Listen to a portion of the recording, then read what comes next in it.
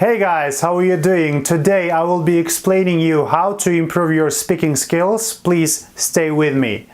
Сәлем достар, бүгін сіздермен бірге ағылшын тілінде сөйлеу қабілетіңізді қалай дамытуға болатындығы жөнінде өте сапалы бір сабақ беруге тырысам. Менімен бірге болыңыздар. Кеттік.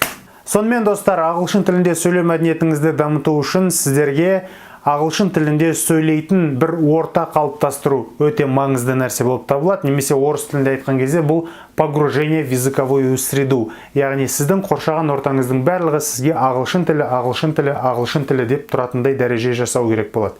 Бұл деген сөз ең бірінші кезекте біздің ең күнде жиі қолданатын нәрсеміз бұл телефон.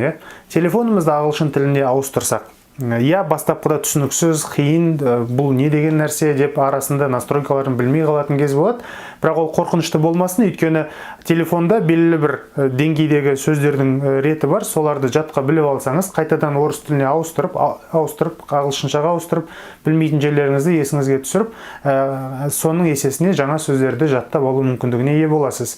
Бұдан кейін телефондарыңыз ағылшын тіліне ауысатын болсын. Бұл бірінші лайфхак сіздерге. Екінші лайфхак, барлығымыз білетін бизнес по-казахски фильміндегі жаңағы жігіттің сөйлейтін фразасы бұл I go to school. Әркімнің білетін белгілі бір фразалар бар, ағылшын тілінде, мысалы I eat at home, I sleep, I drink, I want something деп бөліне береді. Жаңа әртүрлі сөйлемдер құрауға болады. Осы нәрселердің барлығын айтуды әдетке айналдырамыз, достар. Яғни сіз бір ойыңызды кішкентай нәрсе болса да соны сөйлеуден, айтудан ешқашан қаймықпай, сол нәрселерді жасап отырсаңыз, сіздің ағылшынша ойлау қабілетіңіз бірте-бірте өзіңіз байқамай да қаласыз, дами беретін болады. Сол себепті кішкентай нәрсе болса да практика жасауды қолға алыңыздар. Үшінші нәрсе, сөйлеу мәдениетін дамыту жолында бұл сөздік қорыңызды арттыру. Сізге бас салып 100 сөз, 200 сөз жатта демеймін, бірақ күніне 5 зат есім, 5 етістік, 5-5 принципін қолданып сөздерді жаттауды әдетке айналдырсаңыздар, сіздердің сөздік қорларыңыз бір айда шамамен 300 сөзге дейін жетіп қалады. Яғни бұл деген сөз, сіз аз-аздан, бірақ жалғастырымды дәрежеде оқи отырып, сіз білім деңгейіңізді жылдам көтеріп алу мүмкіндігіне ие боласыз. Әрбір жаттаған зат есім мен етістігіңізден сөйлем құрауды ұмытпаңыз. Сөйлем құраған кезде оны жазасыз, оны сөйлейсіз, айтасыз. Жиі сөйлеген сайын, айтқан сайын сіздің миыңыз бірте-бірте ағылшын тіліне бағытталып дами бастайды.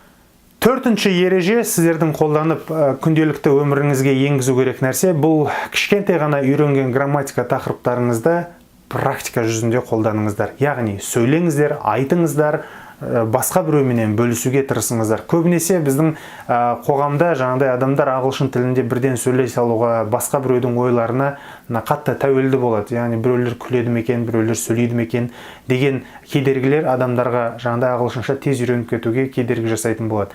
Достар, бұл нәрселердің барлығын кешеде айтқам, ысырып қоямыз, ары қарай дамытамыз. Яғни біреумен сөйлесу сізге бастапқыда қиын болатын болса, өзіңізбен сөйлесіңіз. Имитируйте, яғни имитация жасау керек. Бесінші нәрсе, үйренген кішкентай грамматикаларыңыз бар. Олардың практикасы бар, сіздің білетін зат есім, етістіктеріңіз бар. Енді осы зат есім мен етістіктерге бірінші апта, екінші апта тоқтаусыз жаттағаннан кейін сіз бірте-бірте сын есімдерді қосыңыз. Сын есімдерден кейін жаңағыдай үстеулерді қосыңыз. Осыларды қосып, жаңағыдай жаттау арқылы және оларды грамматикалық жаңағыдай сөйлемдерді құрастырасыздар ғой. Осы шақ, өткен шақ, келер шақтың сөйлемдерін түрлендіруді бастаңыз. Мысалы, I go to school деген сөйлеме, мен мектепке барамын. Енді осыны кішкене түрлендірейік. Біз бұған бір үстеу жалғайық. I go to school by running. Or I go to school very fast. Мен жылдам барамын, мен жүгіріп отырып барамын мектепке. Көрдіңіз бе, сіз қосымша осындай ойларды қосу арқылы сіз сөздік қорыңызды арттырасыз, ойлау қабілетіңізді де арттырасыз, сөйлеу қабілетіңізді де арттыратын боласыз. Сол себепті еш қорықпастан осындай әрекеттерді жасау арқылы ағылшыншаңызды бірте-бірте дамытыңыз. Күтпеңіз, аспаннан сізге топ етіп күшті ағылшын тілі біліміңіз болып кетеді. Бұл кішкентай жұмыстардан қосылып жасалынатын жетістік болады, достар. Алтыншы нәрсе сіздің жасауыңыз керек, бұл кішкентай нәрсе болса да, кішкентай азат жол болатын болса да, содан бастап ағылшынша кітаптар оқуды қолға алыңыздар. Неғұрлым көбірек оқи бастайсыз, соғұрлым тезірек ағылшынша ойлау қабілетіңізді арттырасыз. Ойлау қабілетіңіз артты ма, сіздің сөйлеу қабілетіңіз артатын болады. Сөйлеу қабілетіңіз артты ма, сіздің өзіңізге деген сенімділігіңіз артатын болады. Осылайша сіз тез аяққа тұрып кету мүмкіндігіне ие боласыз. Өткен жолы сіздерге тікелей эфирде мен бір кітаптар туралы айтқан болатынмын.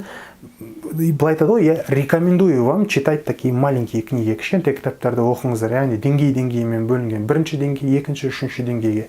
Достар, қазақстандық баспа Астана кітап ағылшын тілін үйреніп жатқан адамдарға деңгеймен бөлінген кітаптар шығарып қойды. Емін-еркін алып, оқып үйренем десеңіздер, мүмкіншілік жетіп жатыр. Тек қана сіздің қалауыңыз керек. Осындай кітаптарды алып оқыңыздар. Міндетті түрде бұл болуы шарт емес. Мен мысал ретінде көрсетіп жатырмын. Осындай жіп-жіңішке кітаптар әлемдік жаңағыдай әдебиеттің шығармаларының туындысы. Ішінде жаңағыдай сөздік қорыңыздың үлкендігіне, кішілігіне байланысты бірінші, екінші, үшінші деңгейге бөлінген осындай кітаптарды алып, күнделікті оқуды әдетке айналдырыңыздар.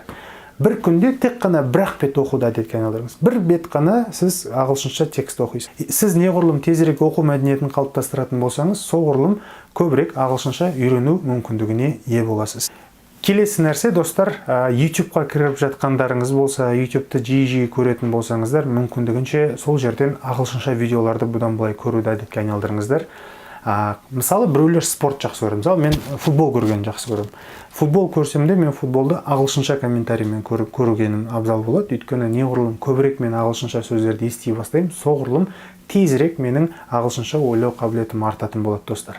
Футбол көрсеңіз де, документалка көрсеңіз де, мода туралы көрсеңіз де, блогерларды көрсеңіз де, мүмкіндігінше ағылшынша тілдегі сөйлейтін адамдарға көшсеңіздер, нұр үстіне нұр болады. Ең соңғы айта кететін нәрсе, бұл ағылшынша фильм көруді бірте-бірте әдетке айналдыру керек, достар. Мен сіздерге алдыңғы жолғы посттарымда да айтқан болатынмын. Puzzle Movies деген веб-сайт бар, мен оны мына жерге жазып қоямын.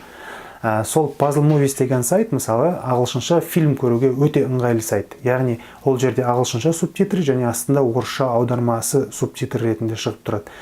Фильмдер бөлінеді, жаңағыдай бастауыш дәрежеде, орташа дәрежеде және дамыған дәрежесі бар, ағылшыншасы бар адамдарға арналған фильмдер. 2000-нен аса фильмдерінің жиынтығы бар. Оның ішінде мультфильмде бар, сериалда бар, кинолар бар. Және ең күшті жері, жаңағыдай соңғы шыққан фильмдерді де олар қойып жатады. Мен жаңа ғана көрдім, подпискасы бір жылға, достар, бір жылға всего лишь 4665 теңге екен.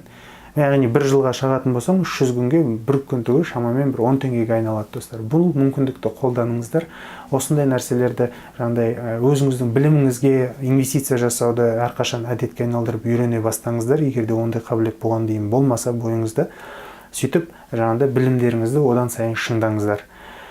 Назарларыңызға рахмет. Үйреніп ізденем, оқимын дейтіндеріңіз болса, әрқашан сіздерге жәрдемші болуға мен дайынмын. Көріскенше.